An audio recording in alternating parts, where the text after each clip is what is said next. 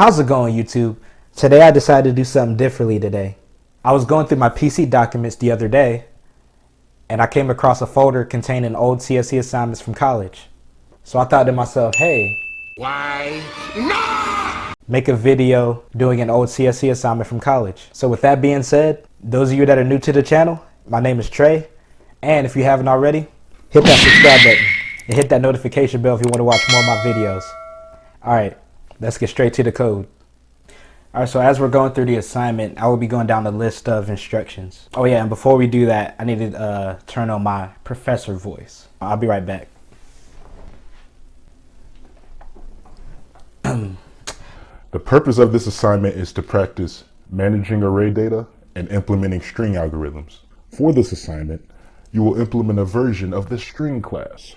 Design and implement a myString class defined by the following data: a character array, reference for the array of characters that make up the string, an integer char_length that represented the number of characters in the string. All right, so first we need to do our character array. So character, bracket, characters.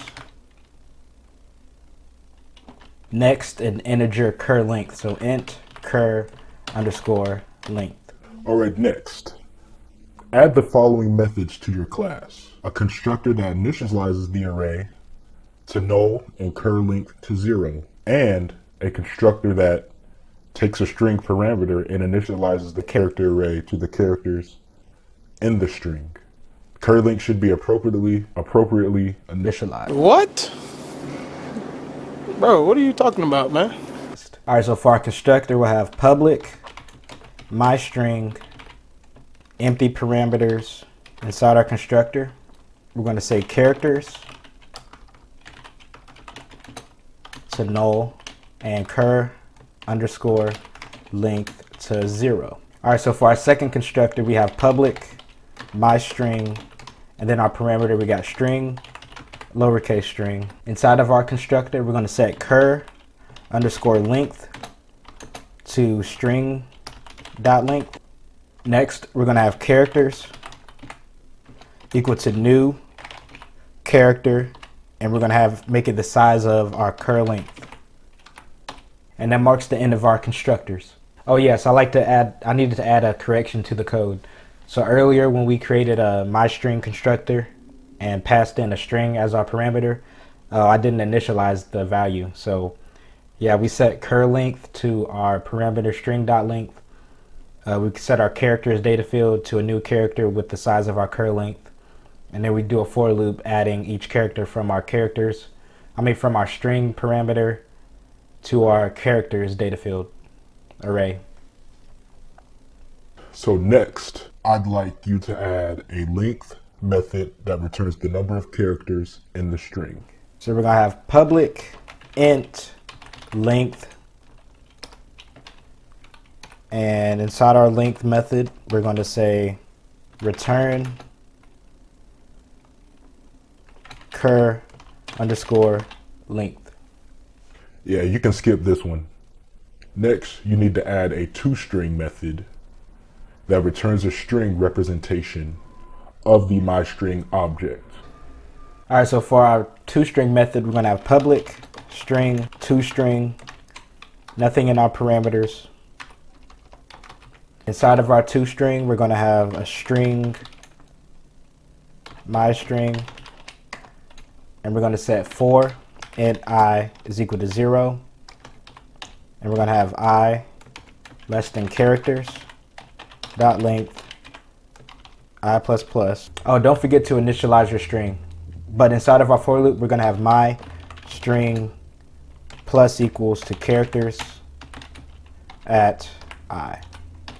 Outside of our for loop, we're going to return my string, and that sums up our toString method. All right, next I'm going to need you to make a concat method that takes a myString parameter and returns a myString object. That is a concatenation of the calling object and the parameter. All right, so for our concat method, we're going to say string concatenation will be equal to this dot toString, and we're going to add string dot toString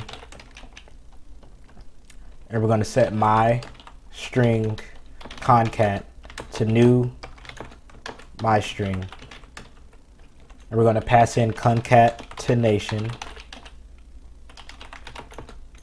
and we're going to simply return concat. Create an equals method that takes a myString parameter and returns true if this myString and the parameter are the same. All right, so for our dot equals method, we're going to say public boolean equals, pass in a myString and our parameter. Inside of our equals method, we're simply going to say if this equals string, return true. Otherwise, return false. Create a compare to method that takes a myString parameter and returns as follows. 0 for the same, a negative integer if the current myString goes before the parameter, a positive number if the myString goes after the myString of the parameter. All right, so for our compare to method, first we're going to compare if the strings have the same length. If they do, we just need to check if the left side first character is greater than the right side first character. If it is, we simply return 1. If the character that we're looking at is less than the right side, then we return -1. And then otherwise, if there's no differences, we return 0. All right, so next we're going to compare if the left side is longer than the right side string. If it is, for our for loop, we're going to go up to the left side length and we're going to subtract the length of the right side. Because if one is longer than the other, then all we need to do is subtract the amount of letters on the right side from the letters from the left side and compare those letters. And if the character we find greater than the character on the right, then we return 1. If the character on the left is less than the character of the right string, then we return -1.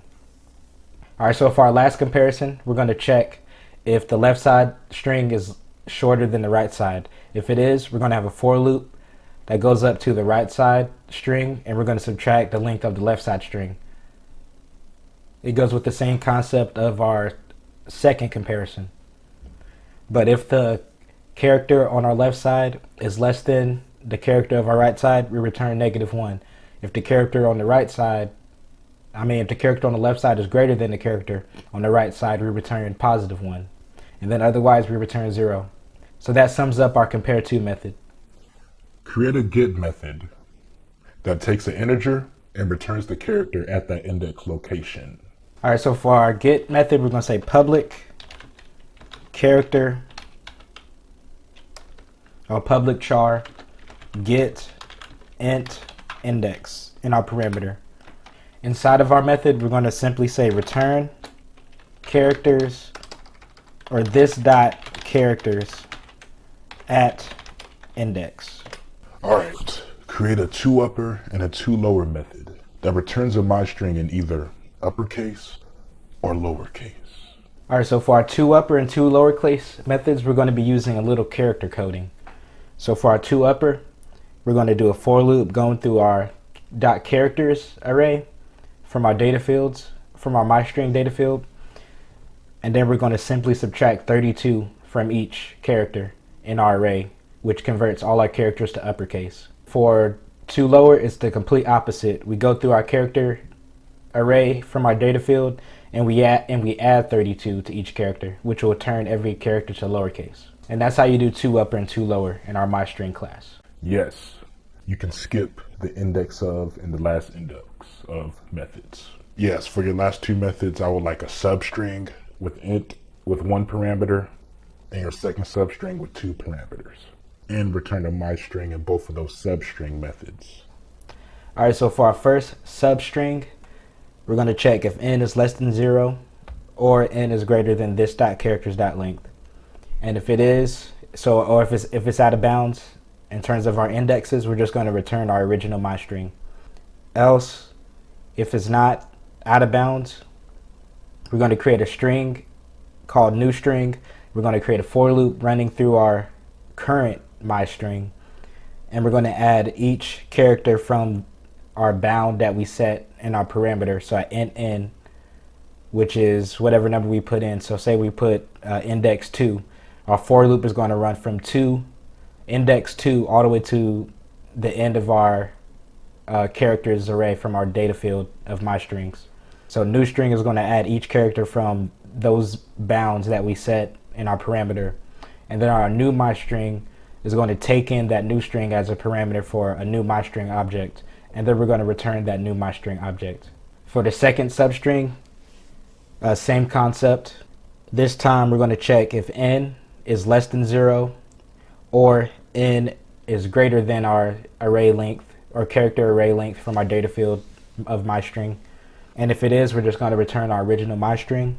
Else, if n is 0 but m is less than 0 or m is greater than our array length, we're going to return original mystring too. Otherwise, we're going to create a new string, do a for loop that runs from n to m, add those characters to our new mystring or to our new string, and then we're going to pass that new string as a parameter for our new mystring object, and then we return that new mystring object that we call substring. All right, so in our main method, we're going to test out all of our methods that we created for our assignment. All right, so the methods that we really do need to try out though to make sure they work are the concat, the compare to, the toUpper, the substring. All right, so the first thing in our main method, we're going to test our concat method. So mystring s is equal to new mystring, and we're going to have app as our string. Our second mystring, we're going to have myString t is equal to new mystring, and we're going to say dog, because who doesn't love dogs? And we're going to have a system out print line. We're going to say s.concat t, and then we're going to say to toString. Let's see how it turns out, and we get app dog for our concat method. All right, next we're going to do our compare to. So let's say we're going to say system out s.compare to t and see what we get, and we get -1. All right, next let's change dog to app, and let's do s.compare to t again. Okay, we get 0 for the same. And let's try switching the top app to dog, and we get 1. All right, so next method we're going to try out is our get. So system out, and we're going to say s.get at 0, and we get a, our first character of our s mystring. All right, so our next two methods we're going to test out is our toUpper and our toLower. So let's change our app to lowercase a, and we're going to say system out s.toUpper, and we're going to say toString inside our system out, and let's see what we get. We get an all caps app. All right, so the next thing we're going to do is test our toLower.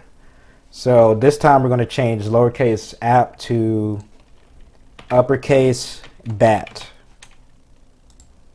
and we're going to say system out s.toLower, and outside of that we're going to say toString, and we get lowercase bat. And for our last test, we're going to do our substring. So let's see, we're going to say system out s.substring, and we'll say, all right, let's see how it turns out. And we get AT, we cut off B, because we get the substring of index 1 all the way to the end of our S mystring, which is just AT. All right, now it's time to test our second substring method. So system out, and up here we're going to change bat to, how about coding tray, and we're going to say s.substring, let's do 1 to 4, and we get ODI, which is which is O, D, and then our third index, because substring is up to but not including. All right, so that's how you do the code from this old assignment that I just happened to find. If you enjoyed the video, don't forget to leave a like. And if you know anyone that you think would enjoy this video, please share with them. And if you have any questions, comment below. All right, thank you for watching.